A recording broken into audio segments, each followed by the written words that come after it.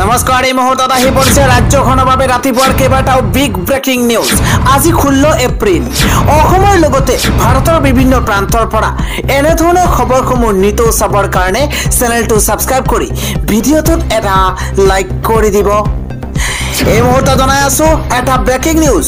মুছলমানক জুকাই লৈ বিপদত এইবাৰ বিজেপি। লোক এৰিছে এটাৰ পিছত আন এটা মিত্ৰ দলে। এই মুহূৰ্তে জনাই আছো এটা বিগ পলিটিক্যাল ব্ৰেকিং নিউজ। ওয়াকফ আইনৰ বাবেই বিপদত পৰিছে মোদী চৰকাৰ। ব্যাপক কহনিয়াৰ সৃষ্টি হৈছে এবাৰ এনডিএত। এটাৰ পাছত আন এটা মিত্ৰ দলে এৰিছে লগ। বিহাৰত চৰকাৰ ভাগু ভাগু অৱস্থাৰ সৃষ্টি হৈছে। নিমাত হৈ পৰিছে কিং মেকাৰ নীতিশ কুমাৰ। এই মুহূৰ্তত এটা পলিটিক্যাল ব্ৰেকিং নিউজ জনোৱাৰ চেষ্টা কৰিছো। লোকসভা নিৰ্বাচনৰ পূৰ্বেই এবাৰ এনডিএত মুখ্যম আঘাত। বিজেপি সমৰ্থিত এনডিএ ত্যাগ কৰিছে মিত্ৰ দলৰ শীৰ্ষ নেতাই। এনডিএৰ সৈতে নথকাৰ সিদ্ধান্ত আৰএলজেপিৰ অধ্যক্ষ পশুপতি পৰাশৰ। এনডিএ দলে সদায় অন্যায় আৰু বিশ্বাসঘাতকতা কৰি অহাৰ অভিযোগ উত্থাপন হৈছে। দলিত দল বুলি আৰএলজেপি দলক অৱজ্ঞা কৰাৰ অভিযোগ উত্থাপন হৈছে। বিহাৰত অনুষ্ঠিত এনডিএৰ বৈঠকতো আৰএলজেপি নেতাক আওকাণ কৰাৰ অভিযোগ উত্থাপন হৈছে। 2014 চনৰ পৰাই এনডিএৰ সৈতে আছিল ৰাষ্ট্ৰীয় লোক জনসভা পাৰ্টি চমুকৈ আৰএলজেপি। বিহাৰত এনডিএ সদায় আৰএলজেপিক গুৰুত্ব নিদিয়াৰ অভিযোগেৰে বৃহৎ সিদ্ধান্ত পশুপতি পৰাশৰ।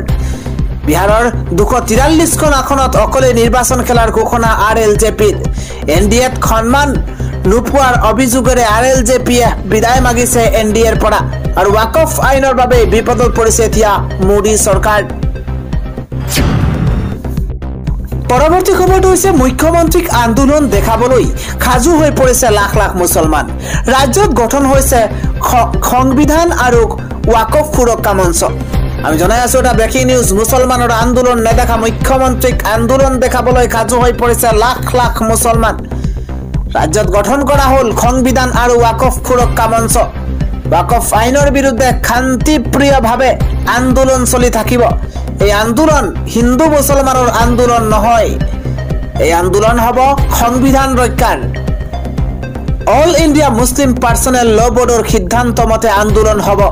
মুখ্যমন্ত্ৰীয়ে কৈছে অসমত 40% মুছলমান, কিন্তু কোনো আন্দোলন হোৱা নাই। মুখ্যমন্ত্ৰীয়ে এনেধৰণৰ কথা কৈ উচতনি দিছে। মুখ্যমন্ত্ৰীয়ে এনেধৰণৰ কথা কৈ এতিয়া উচতনি দিয়া পৰিলক্ষিত হৈছে। ওয়াকফ আইন ভাৰতীয় সংবিধান বিৰোধী আৰু ওয়াকফ আইন ইছলামিক শৰীয়তৰ বিৰুদ্ধে হৈছে। আগন্তুক 7 মেলৈকে ৰাজ্যত শান্তিপ্ৰিয়ভাৱে প্ৰতিবাদ অব্যাহত থাকিব। হিমন্ত বিশ্ব শৰ্মাই কাজিয়া বিচাৰি আছে, কিন্তু সেয়া আমি হ'বলৈ নিদিও, এই হুংকাৰ দিছে মুছলিম নেতাই। পৰৱৰ্তী খবৰটো হৈছে বিহুৰ দিনাই ৰাজ্যত এক শোকাবহ দুৰ্ঘটনা সংঘটিত হৈছে। এবাৰ মাছ ধৰিবলৈ গৈ কৰুণ মৃত্যু সাৱটি লৈছে 2 কণমানিয়ে। কৰুণ মৃত্যু সাৱটি লোৱা 2 কণমানি হৈছে 7 বছৰীয়া ৰকিবুল ইছলাম আৰু 5 বছৰীয়া ৰাজু আলীয়ে।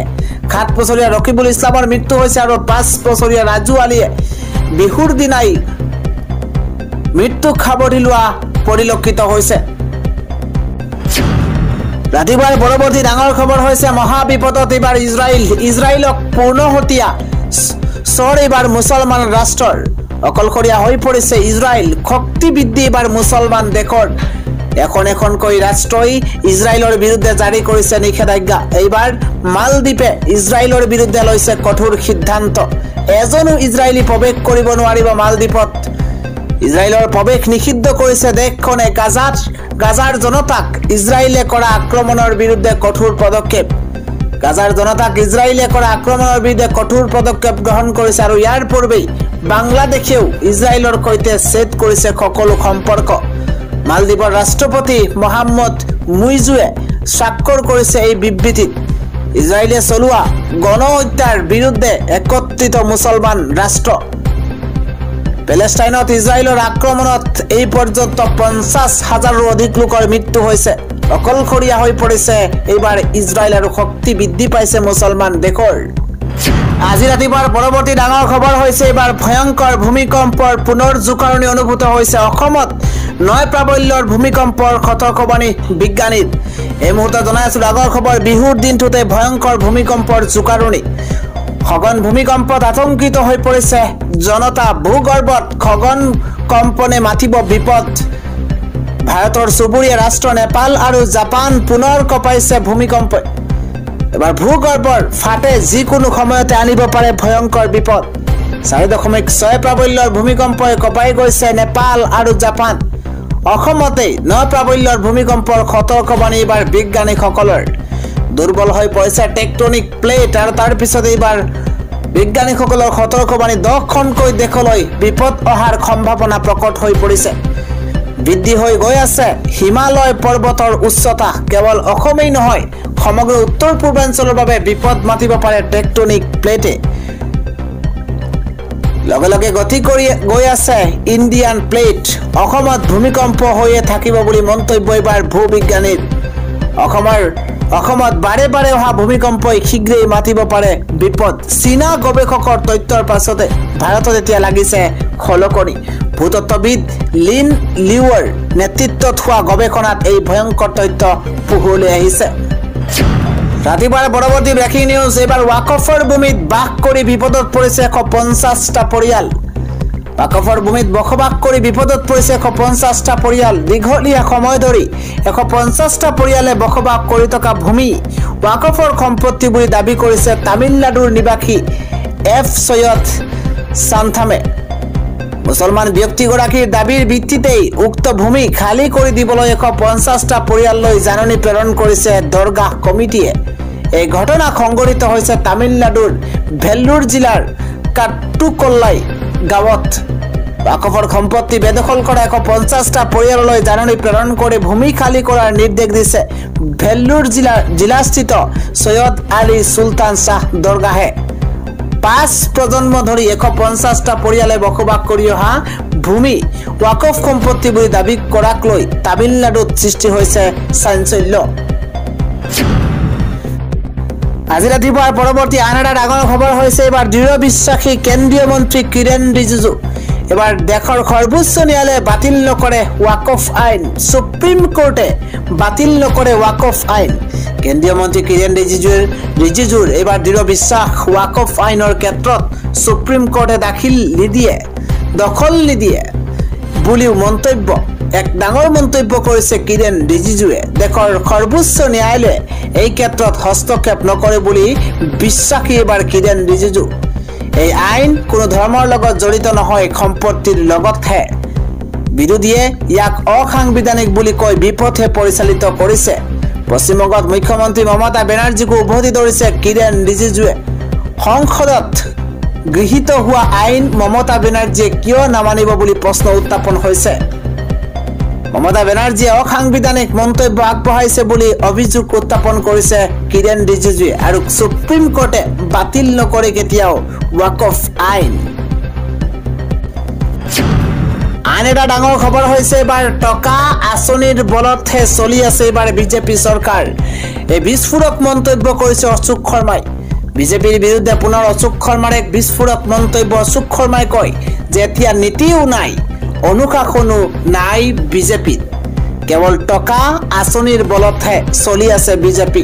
ভয় ভাবুকি আৰু প্ৰলোভনত চলি আছে দলটো।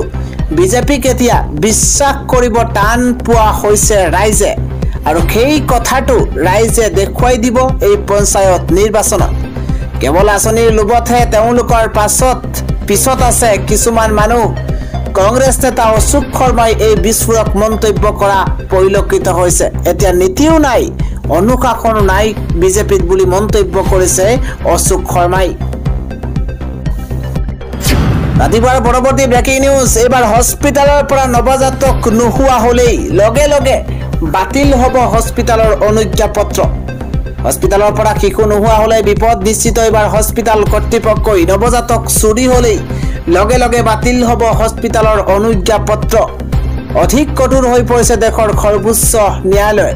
দিল্লী NCRত শিশু সৰবৰাহ গেং ধৰা পৰাৰ পাছতে কঠোৰ হৈ পৰিছে দেশৰ সৰ্বোচ্চ ন্যায়ালয়।